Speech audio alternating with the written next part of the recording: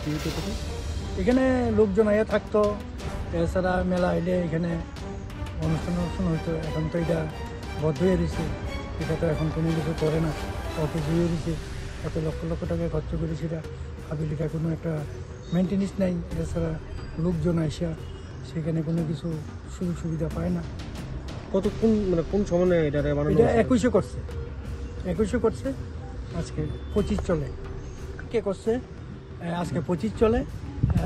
3-4 বছর সেটা ব্যবহার করছে, এখন আর ব্যবহারের উপযোগী না। এখন কোথায় কোথায় থেকে পোলা বানিয়েছে সেটা এখানে নেশার আট্রা করার চেষ্টা করতেছে, এবং এখানে কেউ ডাক ধুয়ে দিলেও শুনে না। হ্যাঁ, একদম অফিস হয়ে দিছে, উপরে বাইরে সব দিক মানুষ থাকার উপযোগী না। মানুষ থাকার উপযোগী না, একদম অপরিষ্কার।